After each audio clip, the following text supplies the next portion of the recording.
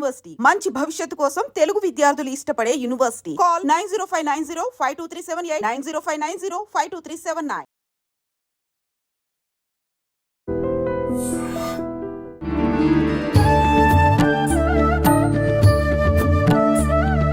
నమస్కారం, welcome to I dream. ధర్మ మార్గం విత్ విజిత కార్యక్రమానికి స్వాగతం. ప్రస్తుతం మనతో పాటు ఉన్నారు ప్రముఖ ఆధ్యాత్మికవేత్త, జ్యోతిష పండితులు మరెల్ల రవిశాస్త్రి గారు. ఇప్పుడు వారితో మాట్లాడి మరిన్ని విషయాలు తెలుసుకునే ప్రయత్నం చేద్దాం. నమస్తే అండి. నమస్తే. చార్ధామ్ యాత్ర ఇప్పుడు ఏప్రిల్ మే మాసాల్లో మొదలవబోతోంది అని అంటున్నారు. నిజంగా ఎప్పుడు ప్రారంభం అవ్వబోతోంది? ఎవరైనా చార్ధామ్ యాత్రకి వెళ్ళాలి అని అంటే ఎలా వెళ్ళొచ్చు, ఏంటి అంటే చాలామందికి వెళ్ళాలన్న ఆసక్తి ఉంటుంది, కానీ ఎలా వెళ్ళాలి, ఎవరిని అప్రోచ్ అవ్వాలి, ఎక్కడ ఎక్కాలి, ఎక్కడ దిగాలి, రకరకాల సందేహాలు ఉంటాయి. ఒకవేళ వెళ్ళినా అక్కడికి వెళ్ళిన తర్వాత ఎలా దర్శించుకోవాలి, ఆ యాత్రని ఎలా సఫలీకృతం చేసుకోవాలి, ఇలాంటి సందేహాలు చాలా ఉంటాయి. వాటన్నిటి గురించి తెలియజేయండి.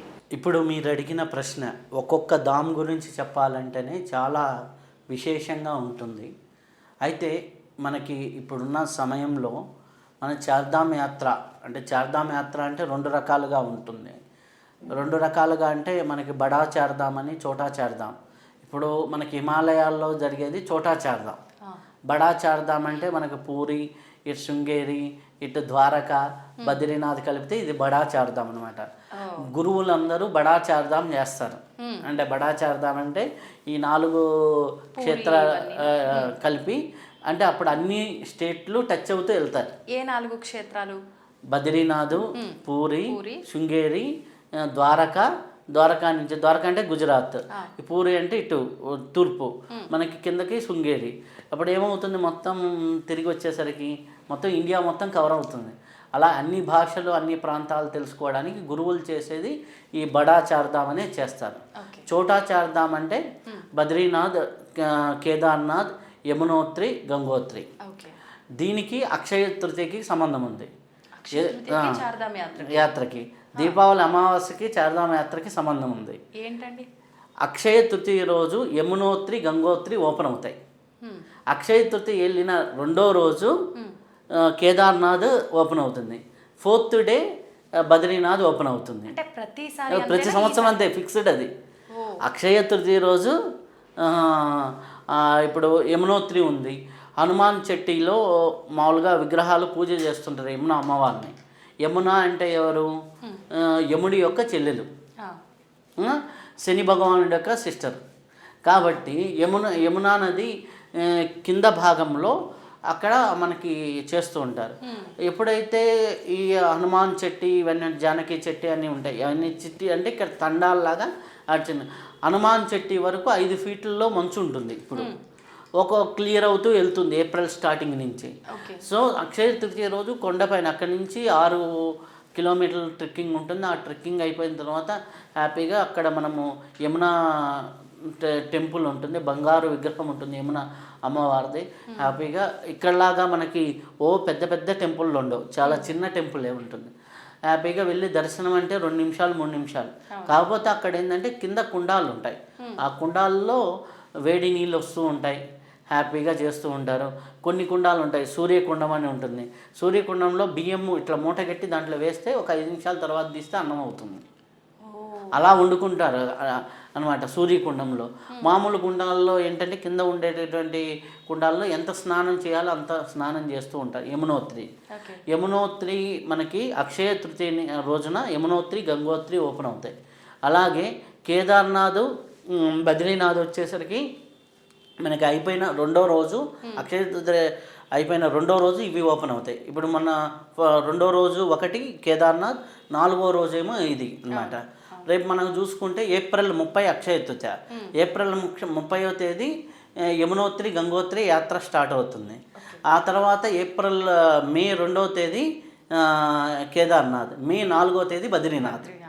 అలాగే క్లోజ్ అయ్యేది ఎట్లా అంటే దీపావళి అమావాస్య రోజు యమునోత్రి, గంగోత్రి క్లోజ్ అవుతాయి. దీపావళి అమావాస్య అయిన 2nd డే కేదార్ క్లోజ్ అవుతుంది. దీపావళి అమావాస్య అయిన 4th డే బద్రీనాథ్ క్లోజ్ అవుతుంది. ఇది సైకిల్. అక్షయ తృతీయ నుంచి దీపావళి అమావాస్య వరకు జరిగేటటువంటి యాత్రే చార్ధామ్ యాత్ర.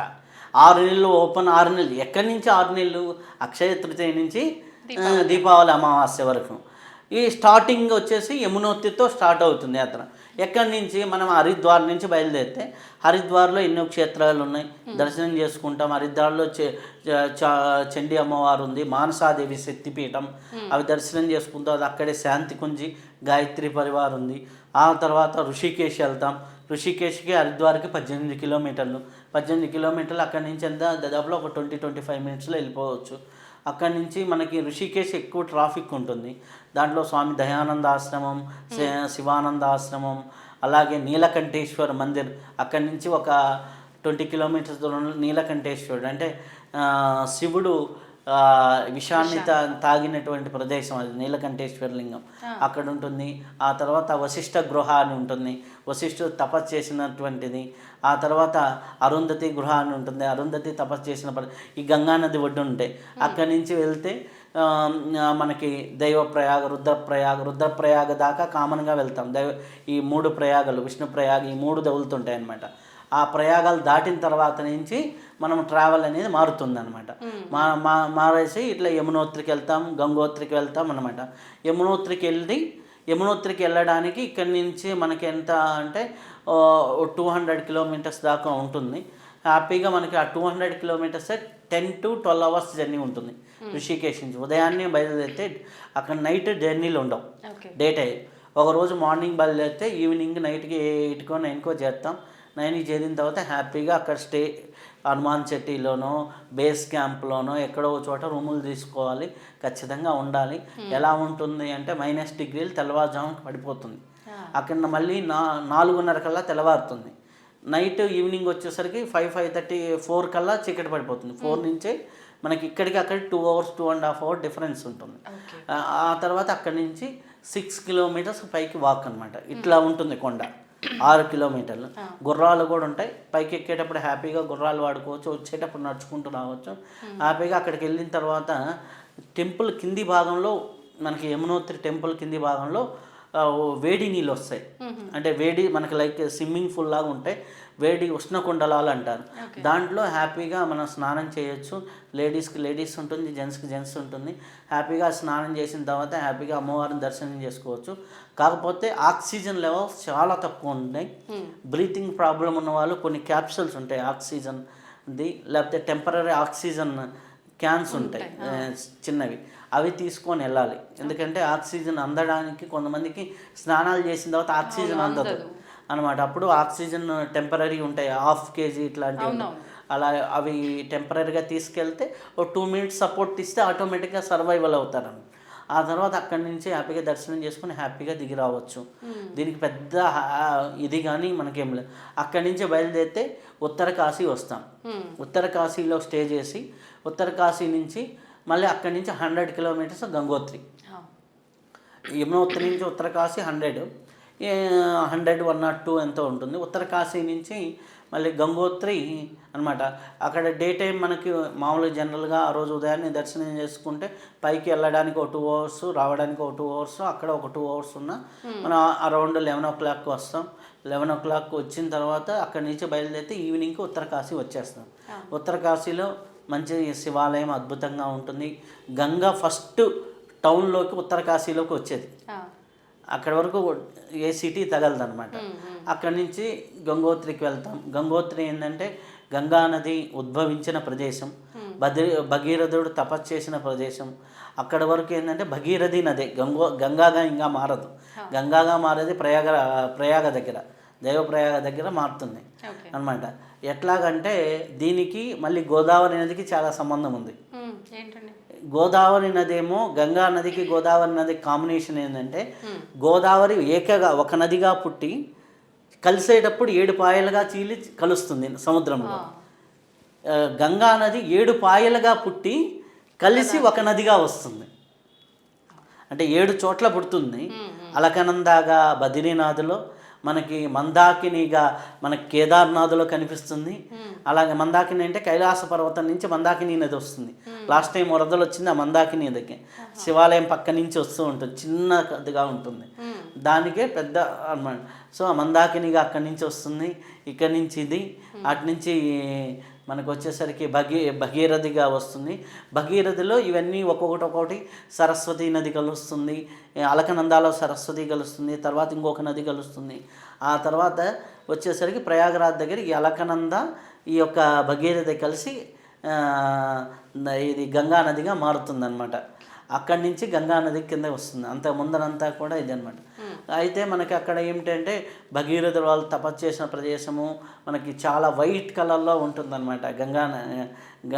గంగామాత టెంపుల్ అనమాట. యాక్చువల్గా గంగామాత అక్కడి నుంచి గోముఖ్ అని 14 కిలోమీటర్ల పైకి నడుచుకుంటూ వెళ్ళాలి. ఆ గోముఖ్ దగ్గర యాక్చువల్గా పుడుతుంది అనమాట.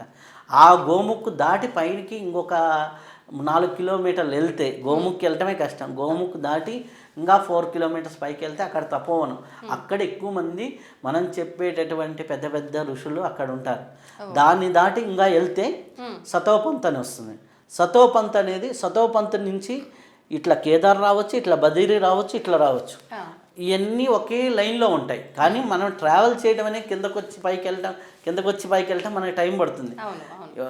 పైన యోగులంతా కాలినడకతో వెళ్ళిపోతారనమాట. సో అలా అనమాట. ఆ భగీరథి నది ఎక్కడైతే ఉందో అక్కడ మనం గంగామాత ఇక్కడ ఏంటంటే గంగోత్రి దగ్గరికి మనం హ్యాపీగా వెహికల్లో వెళ్ళిపోవచ్చు. టెంపుల్ దగ్గరికి అయితే పైకి అయితే నడుచుకుంటూ వెళ్ళాలి, కానీ టెంపుల్ దగ్గరికి మామూలుగా వెళ్ళవచ్చు. జస్ట్ ఒక 1/2 కిలోమీటర్ ముందర ఆపుతారు, వాక్తో వెళ్ళిపోవచ్చు. దర్శనం చేసుకుని మనకు మామూలుగా ఎట్లాగైతే ఉంటుందో అలా దర్శనం చేసుకోవచ్చు. మళ్ళీ తిరిగేసి మళ్ళీ ఉత్తరకాశీ వస్తారు. ఉత్తరకాశీ నుంచి మళ్ళీ ట్రావెల్ అయ్యేసి సోనప్రయాగకి వెళ్తారు. సోనప్రయాగ అంటే గౌరీకుండ్ కిందకి. గౌరీకుండ్ కిందకి సోనప్రయాగకి వెళ్తే సోనప్రయాగ నుంచి క్యూ స్టార్ట్ అవుతుంది. చిన్న చిన్న జీబులు వస్తాయి. అక్కడి నుంచి గౌరీకుండ్ దాకా జీబులు తీసుకెళ్తాయి 5 కిలోమీటర్లు. అక్కడి నుంచి 14 కిలోమీటర్లు పైకి కేదార్నాథ్కి 14 కిలోమీటర్లు నడుచుకుంటూ వెళ్ళాలి. నడుచుకుంటూ వెళ్తే హ్యాపీగా వెళ్ళొచ్చు. లేదంటే గుర్రాల మీద వెళ్ళొచ్చు, లేకపోతే హెలికాప్టర్. పెద్దవాళ్ళు అయితే హెలికాప్టర్. ఇవన్నీ ఈ ముందరనే రిజిస్ట్రేషన్ చేసుకోవాలి. హెలికాప్టర్ అక్కడికి వెళ్ళి బుక్ చేసుకుంటాము అంటే కాదు. ఇంకోటి ఇన్ కేస్ ఏదైనా క్లైమేట్ చేంజ్ అయితే బై వాక్ వచ్చేటట్టుగా ప్రిపేర్ అయిపోవాలి. మేము వెళ్ళేటప్పుడు హ్యాపీగా గుర్రాల మీద వెళ్ళాం. నేను కేదార్లో దాదాపులో ఒక 20 డేస్ ఉన్నా. 20 డేస్ తర్వాత ఏమైంది అంటే చాలామంది అక్కడ ఫేస్ చేసేది, ఇక్కడ నుంచి ఎవరో బ్రోకర్ హెలికాప్టర్ బుక్ చేస్తారు, బుక్ ఉన్నాయి కదా అని వాళ్ళు వచ్చేస్తారు, వాడెవడో ఫోన్ ఎత్తాడు అనమాట. ఇప్పుడు అందుకని ఆన్లైన్ సర్వీసెస్లో ఉన్నాయి. నీట్గా బుక్ చేసుకోవడం, నీట్గా ఒకటి లేదు అక్కడికి వచ్చి గుర్రాలు మాట్లాడుకోవడం. గుర్రాలు గవర్నమెంట్ ప్రైజ్ ఒకటి ఉంటుంది, ప్రైవేట్ ప్రైజ్ ఒకటి ఉంటుంది. గవర్నమెంట్ ప్రైజ్ అయితే 3,000 ఉంటుంది, ప్రైవేట్ వాళ్ళు 4,500 ఎంతో తీసుకున్నారు. Only 1 service. అప్ డౌన్ వేరుగా ఉంటుంది. అయితే హ్యాపీగా హెలికాప్టర్లో వెళ్ళే వాళ్ళు హెలికాప్టర్లో వెళ్తారు, గుర్రాల మీద వెళ్ళే వాళ్ళు వెళ్తారు, నడుచుకుంటూ వెళ్ళే వాళ్ళు ఉంటారు. నడుచుకుంటూ వెళ్ళడానికి అంటే సుమారు ఎంత టైం పడుతుండొచ్చు? 10 అవర్స్. అదంతా అంటే మధ్య మధ్యలో కూలిపోవటము అవన్నీ కూడా అది చాలా సెక్యూర్ చేశారు, కానీ మనకు తెలియదు ఎప్పుడు రాయబడుతుందో కూడా తెలియదు. ఎప్పుడు అంటే మనకు వస్తూ ఉంటుంది, రాయపడుతూ ఉంటుంది అనమాట. మేము వచ్చేటప్పుడు మాకు ఒక ఎక్స్పీరియన్స్ ఏంటంటే వస్తూ ఉన్నాం, కేదార్ నుంచి దిగి వస్తూ ఉన్నాం హ్యాపీగా. అక్కడ ఏంటంటే మ్యాగీ బెస్ట్ ఫుడ్. మ్యాగీ అంతకుమించి దొరకదు. ముందే అలవాటు చేసుకొని వెళ్ళాలి. మ్యాగీ ఒకటి, నూడిల్స్ ఒకటి, ఏది సింపుల్గా అయితే పైన రైస్ దొరుకుతుంది. పైకి వెళ్ళిన తర్వాత నార్త్ ఇండియన్ థాలీ దొరుకుతుంది. దాంట్లో అంతే రైస్ ఉంటుంది, మిగిలిన రోటీస్ ఉంటాయి. కాబట్టి అనమాట ముందరే ప్రిపేర్ అయ్యి వెళ్ళండి. లేకపోతే బెస్ట్ ఏంటంటే ఏదో ఒక ట్రావెల్తో వెళ్తే, సౌత్ ఇండియన్ ట్రావెల్తో వాళ్ళు ఏం చేస్తారంటే కుక్ చేసి ఒక పులిహార ప్యాకెట్టు, ఒకటి పెరుగున్నం ప్యాకెట్, ఇట్లాంటివి ఆల్రెడీ వీళ్ళు పైకి వెళ్ళి వచ్చేటప్పటికే ముందర వీళ్ళ బ్యాగులకి ఇస్తారు, బాక్సులు ఇచ్చేస్తారు. మధ్యలో అంటే మామూలు ట్రావెల్స్ వాళ్ళు ఎట్లా అంటే ఈరోజు పైకి వెళ్తే నైట్కి ఉంటారు, మరుసటి రోజు ఉదయాన్నే కిందకి దిగేస్తారు. కాబట్టి ఒక నైట్ అక్కడ స్టే ఉంటుంది కాబట్టి ఆ నైట్కి కావాల్సిన ఫుడ్ ఇచ్చేస్తారు. ఇక్కడ బ్రేక్ఫాస్ట్ చేయిస్తారు, పైకి తీసుకెళ్తాం. ఆ మధ్యాహ్నం నైట్కి అదే అడ్జస్ట్ అవ్వాలి, మళ్ళీ మరుసటి రోజు ఉదయం వచ్చేస్తారు. అలా ఉంటుంది.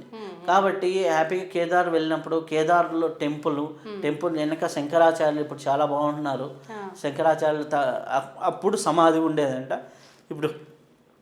ఇప్పుడు శంకరాచార్యులు పెద్ద విగ్రహం పెట్టారు. అక్కడి నుంచి ఇంకా వెళ్తే మళ్ళీ అటు నుంచి కూడా సతోపంత్కి వెళ్ళొచ్చు. అది ఉంటుంది. కేదార్నాథ్ అది అన్నమాట. కేదార్నాథ్కి వెళ్ళేటప్పుడు చాలా ఎక్స్పీరియన్స్లు ఉంటాయి, వచ్చేటప్పుడు చాలా ఎక్స్పీరియన్స్లు ఉంటాయి. అది చాలా చెప్పుకుంటూ వెళ్తే చాలా పెద్ద లెంత్ అవుతుంది. మీరు సింపుల్గా అడిగారు కాబట్టి సింపుల్గా చెప్తున్నా. అలాగే మనకి అక్కడి నుంచి మళ్ళీ దిగేసి సోనప్రయాగ వస్తాం. సోనప్రయాగ నుంచి మళ్ళీ ట్రావెల్ అవుతాం. ట్రావెల్ అయ్యేసి మళ్ళీ బద్రీనాథ్కి వెళ్తాం. మండల్ మీదుగా, మండల్ అంటే ఒక జిల్లా అనమాట, మండల్ మీదుగా బద్రీనాథ్ వెళ్తాం. బద్రీనాథ్ వెళ్తే అక్కడ అలకనంద ఒడ్డున హ్యాపీగా ఉంటాం. బద్రీనాథుడు హ్యాపీగా దర్శనం చేసుకుంటాం. అక్కడ హారతి అంటే వెళ్ళిన వాళ్ళు బెస్ట్ ఏంటంటే హారతికి వెళ్తే ఎక్కువసేపు స్వామివారిని దర్శనం చేసుకోవచ్చు. బద్రీనాథ్ ఏ సమయంలో ఉంటుంది? మార్నింగ్ ఈవినింగ్ ఉంటాయి హారతి టికెట్స్. ఆ హారతి ఇట్లాంటి కొన్ని స్పెషల్ టికెట్స్ ఉంటాయి, వాటికి వెళ్తే చాలా మనం అక్కడికి వెళ్ళాక తీసుకోవచ్చు. అది చాలా మందికి తెలియదు అనమాట. సో దానివల్ల ఏంటంటే దేవుడు ఎదురుగా ఒక అర్ధగంట సేపు ఉండొచ్చు అనమాట. ఇప్పుడు కేదార్లో ఉంది, అభిషేకం టికెట్ దొరికింది అనుకోండి, స్వామివారికి మనమే నీళ్ళు పోయొచ్చు, మనమే అనమాట. అప్పుడు ఫీల్ అనమాట బాగుంటుంది. అంటే అక్కడ 20 days 10 days ఉన్నాం కాబట్టి ప్రత్యక్షంలో ఇవన్నీ తెలుసు. మామూలుగా ఈ యాత్ర కంప్లీట్ చేసుకోవాలి, అక్కడ అన్నీ కూడా మనం పూర్తిగా చూసి రావాలి అంటే ఎన్ని రోజులు ప్లాన్ చేసుకోవచ్చు అంటారు? అంటే జనరల్గా ఇప్పుడు బద్రీనాథ్ని కంప్లీట్ చేసిన తర్వాత చెప్తా. బద్రీనాథ్ మనం వెళ్తాం, టెంపుల్ బ్రహ్మకపాలం టెంపుల్ కిందే ఉంటుంది, దర్శనం చేసుకోవచ్చు. ఆ తర్వాత పైకి వెళ్తే సరస్వతి నది, మనా విలేజ్, మనా అనే గ్రామం ఉంటుంది. మనా అనేది ఇండియన్ లాస్ట్ విలేజ్ అనమాట. Indian last village. మనా విలేజ్ పక్కనే నీకు గ్రిల్స్ ఉంటాయి. అంటే జస్ట్ పైకి ఒక మనకు కనిపిస్తూ ఉంటాయి. ఆ గ్రిల్స్ అనేది బార్డర్, ఇండియన్ టిబెటన్ బార్డర్ అనమాట. ఆ గ్రిల్స్ తీసేసిన తర్వాత లోపల ఒక కృష్ణ మందిరం ఉంటుంది, దానికి కూడా వెళ్ళొచ్చు. అది పర్టికులర్ డేస్ అక్కడున్న సాధువులు వాళ్ళు పర్మిషన్ తీసుకుని, నేను వెళ్ళొచ్చాను కాబట్టి అలా చెప్తున్నా. అక్కడి నుంచి ఒక 3-4 kilometers ట్రెక్కింగ్ అనమాట. అక్కడ మనా విలేజ్ హ్యాపీగా మనం దర్శనం చేసుకోవచ్చు.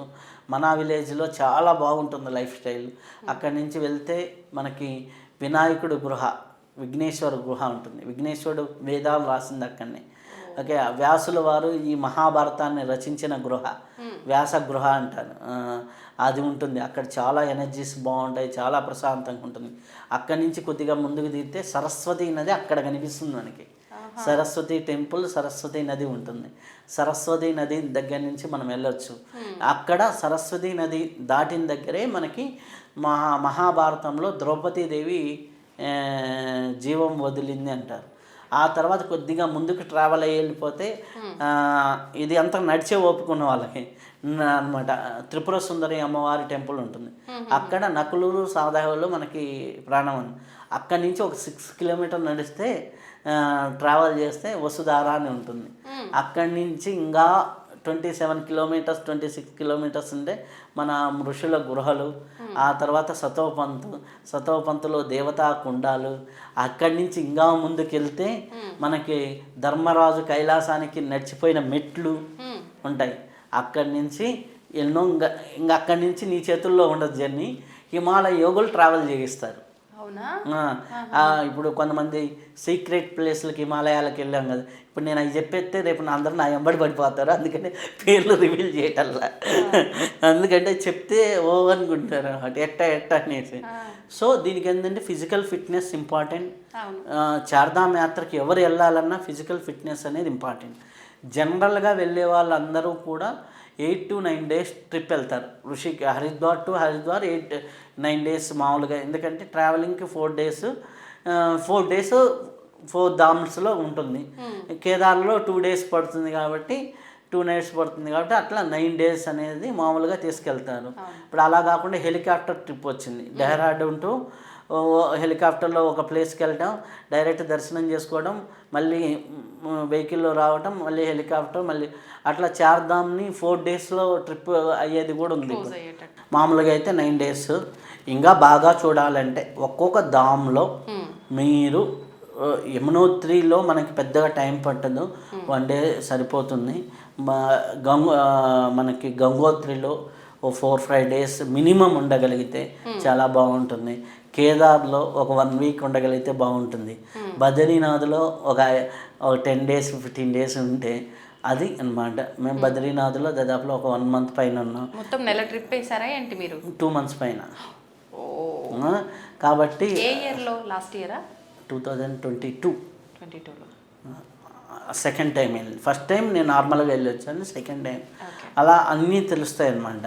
హ్యాపీగా అక్కడ ఉండే ఫుడ్ ఏంటి, అక్కడ ఉండేది ఏంటి, అక్కడ ఎంతమంది తెలుగు వాళ్ళు ఉన్నారు, అవన్నీ తెలుస్తాయి అనమాట. అంతా ఎక్స్ప్లోర్ చేయొచ్చు.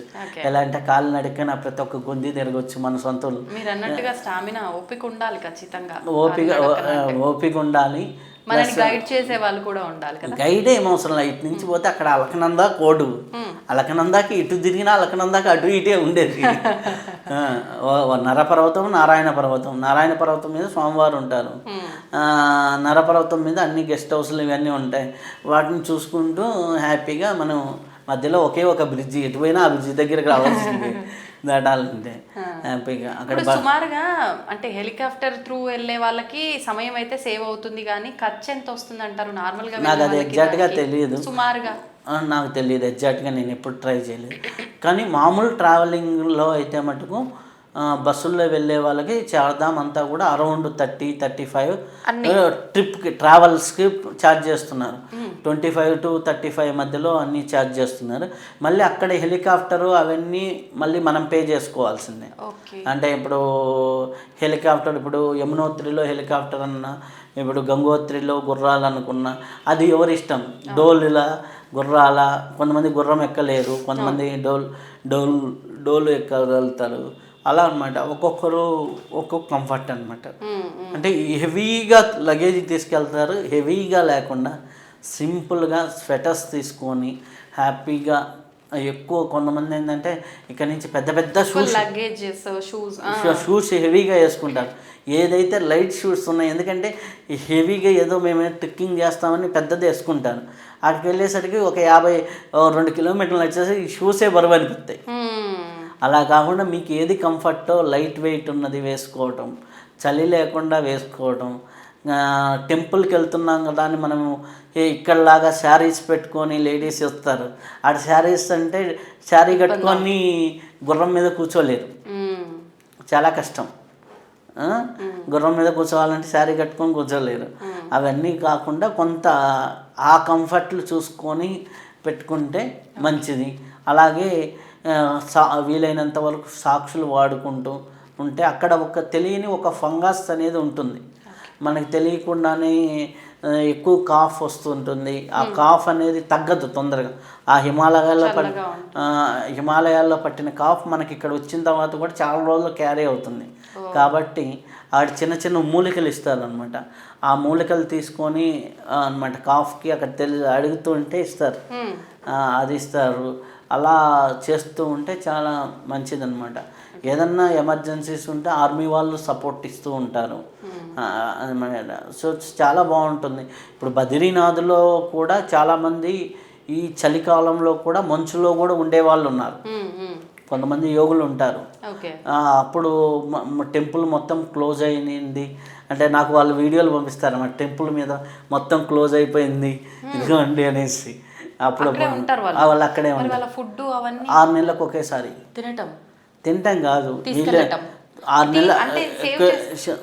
ఈరోజు దీపావళి అయిపోయిన మరుసటి రోజు అక్కడ షాపులన్నీ క్లోజ్. ఆ రోజు స్వామీజీలు అన్నీ అందరు ఏం చేస్తారంటే కావాల్సిన డ్రై ఫ్రూట్స్, కావాల్సిన అక్కడ వండుకోవడానికి ఇంకేం సోర్స్ ఉండదు, కావాల్సిన రొట్టెలు, జొన్న రొట్టెలు ఇట్లాంటివి, లేకపోతే గోధుమ రొట్టెలు ఇట్లాంటివి చేసి పెట్టుకుంటారు. అప్పుడప్పుడు ఆర్మీ ఏం చేస్తుందంటే వాళ్ళకి రొట్టెలు సర్వీస్ ఇస్తుంది హెలికాప్టర్లో వెళ్ళి. అంటే ఆ రొట్టెలు కూడా ఎట్లా అంటే ఒక ప్లేస్ ఉంటుంది, పర్టికులర్ ప్లేస్. ఆ ప్లేస్లో వెళ్ళేసి వీళ్ళు ఇక్కడ ఒక 200 మందికో 300 మందికో ఉండొచ్చు బహుశా అనేసి 300-400 మందికి అక్కడ రొట్టెలు పెట్టేసి వెళ్తారు. ఎవరైనా కావాలనుకున్న వాళ్ళు అక్కడ దాకా వచ్చి ఆ రొట్టెలు తీసుకొని వెళ్ళిపోతారు. చాలా కష్టమే. వాళ్ళు తపస్సులో ఉంటారు కదా. ఒకసారి కూర్చుంటే 5 రోజులకు 6 రోజులుగా లేస్తారు, లేచి స్నానం చేస్తారు.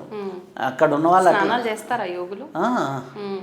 5-6 రోజులకు ఒకసారి వాళ్ళ సిద్ధత్వాన్ని బట్టి 5-6 రోజులకు ఒకసారి లేచేసి వాళ్ళు స్నానం చేసేసి అక్కడికి వెళ్ళి. నీళ్ళన్నీ గడ్డగట్టిపోతాయి కదా, స్నానం ఎలా ఆచరిస్తారు?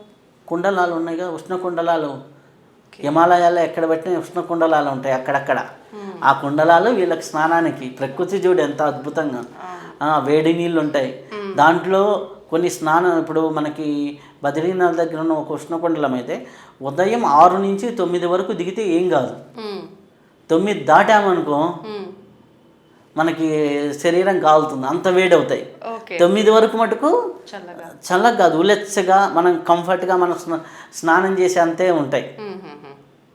అట్లాంటివి ఉన్నాయి అన్నమాట. అంటే అవన్నీ మనకి ప్రకృతి వింతలు, ప్రకృతి ఎలా ఫుడ్ ఇస్తుంది, ఎలా ఉంటుంది అనేది మీరు తెలుసుకోవాలంటే అక్కడే. ఎలా అంటే మనము కేదార్లో దిగుతూ ఉంటే అబ్బా బాగా ఆకలి అవుతుంది అని మనం అనుకొని శివుణ్ణి తెలుసుకుంటే ఎవరో మన పక్క నుంచి వెళ్తారు, వెళ్ళేసి ఇదిగో బేటా ఇదేంది ఈ రొట్టె తిను అనేసి ఇచ్చేసి వెళ్ళిపోతారు. వాళ్ళు ఎవరో తెలియదు, మన ఆకలి వాళ్ళకి ఎట్లా తెలుసో తెలియదు, అలానే ఇచ్చేస్తారు అన్నమాట. లేకపోతే బన్ను, అలాంటివి చాలా ఉన్నాయి. ఎందుకంటే అన్ని రోజులు ఉన్నాం కదా. సో ఇటువంటివన్నీ ఉంటాయన్నమాట. చార్ధామ్ ప్రతి ఒక్కరూ చూడాల్సిన ట్రిప్. ఆ ట్రిప్ని బాగా ఎంజాయ్ చేయాలి అంటే ఒకటి మే నెల సూపర్ ఎంజాయ్ చేయడానికి బాగుంటుంది. సెప్టెంబర్ అక్టోబర్ ఫస్ట్ వీక్లు చాలా బాగుంటాయి అనమాట. September October. జూన్ జూలైలో ఇక్కడ మనకి జూన్లో వర్షాలు కదా, అక్కడ జూన్ ఎండింగ్కి వర్షాలు స్టార్ట్ అవుతాయి. ఆ వర్షాలు స్టార్ట్ అయిన దగ్గర నుంచి ఎవరు ట్రిప్కి వెహికల్స్ కానీ చాలా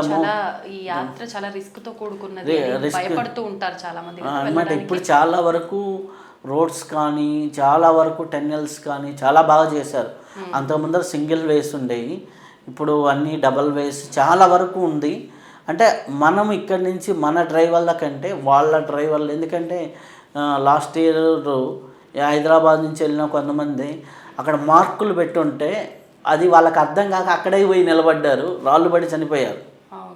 సో అలా కాకుండా అక్కడ వాళ్ళు లోకల్ వాళ్ళతో ట్రావెల్ చేస్తే చాలా బాగుంటుంది అనమాట. అక్కడ ఉండే అదృష్టం ఏంటంటే ఇప్పుడు మీకు తెలుసో తెలియకో మనకి అక్కడ గుర్రాలు తోలే వాళ్ళందరూ కూడా ఎక్కువ టిబిటన్స్, పాకిస్తానీస్ వీళ్ళే ఉంటారు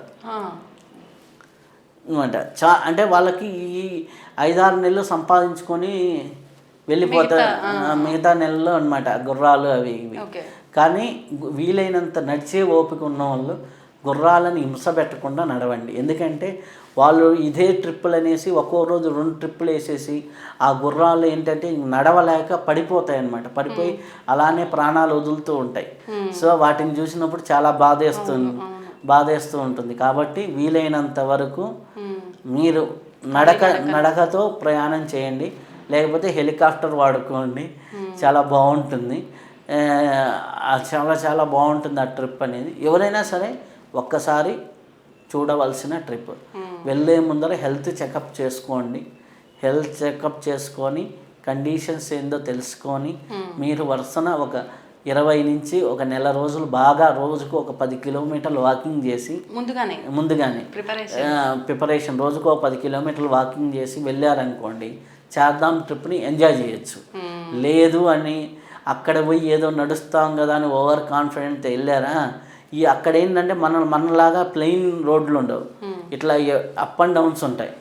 ఎట్లా అంటే మీకు ఒక ఎక్స్పీరియన్స్ చెప్తా. బద్రీనాథ్లో మేము టెంపుల్కి వెళ్ళేటప్పుడు హ్యాపీగా బాగుంది, మనలాగే ఈవినింగ్ టైం ఎలా ఉంటుందో అలా ఉంది అనేసి నేను సాక్స్ ఏమి వేసుకోవాలా హ్యాపీగా చెప్పులు లేకుండా 1/2 కిలోమీటరే కదా అనేసి వెళ్ళిపోయాం. టెంపుల్లో నేను 2 అవర్స్ పైన ఉన్నా, హ్యాపీగా జపం చేసుకున్నా. బయట ఏదో వర్షం పడుతున్నట్టుంది, బయటకు వచ్చి చూస్తే 8 ఇంచులు మంచు ఉంది, అడుగు పెడితే జారుతుంది. సరే చిన్నంగా వచ్చేసరికి 70% తర్వాత నాకు కాళ్ళు స్పర్శపోయినాయి, నాకు తెలియటంలా అనమాట. అక్కడి నుంచి చిన్నగా వచ్చేసి నేను ఎక్కడ కాలు పెడుతున్నానంటే తిమ్మిరి పట్టినప్పుడు ఉంటాయి కదా కాళ్ళు, ఎక్కడ పెడుతున్నానో గ్రిప్ నాకు దొరకటంలా లెగ్స్లో అనమాట. వెళ్ళంగానే ఆ హోటల్ అతను అంటారు కదా రూమ్ ఇచ్చిన అతను, హాట్ వాటర్ ఆల్రెడీ వాళ్ళ దగ్గర ఉంటాయి అన్నమాట కెటిల్లో, హ్యాపీగా కాళ్ళ మీద పోసేసాడు. పోస్తే అప్పటికి ఒక 10 నిమిషాల తర్వాత మళ్ళీ అంటే ఆ చల్లదనం అంతా దిగిపోయి అప్పుడు ఉంటుంది. కానీ అలా అయినప్పుడు నిజంగా మనం కాల్ సపోర్ట్ ఇవ్వదు, జారి పడిపోయే ప్రమాదాలు ఉంటాయి, చాలా కేర్ఫుల్గా ఉండాలి కదా. కేర్ఫుల్గా ఉండాలి అనమాట. ఇట్లాంటివి ఉంటాయి కాబట్టి అందుకనే కొద్దిగా సాక్స్లు వేసుకున్నాం అనుకోండి కొంత ఇది ఉంటుందన్నమాట సపోర్ట్. అన్ని చోట్లకి చెప్పులు వేసుకొని పోలేము, అలాగని వేసుకోకుండా ఉండలేము. ఎప్పుడు వర్షం పడుతుందో తెలియదు, ఎప్పుడు ఇదవుతుందో తెలియదు. అట్లాంటి పరిస్థితి చార్ధాంలో ఉంటుంది. చార్ధామ్ యాత్ర అందరూ చేయాల్సింది, చాలా బాగుంటుంది. కనీసం ఒక్కసారైనా చేయాల్సిన యాత్ర. సంతోషం అండి, చాలా చక్కగా ప్రతి ఒక్కటి కూడా చాలా డీటెయిలింగ్గా ఎక్స్ప్లెయిన్ చేశారు. ధన్యవాదాలు. ధన్యవాదాలు.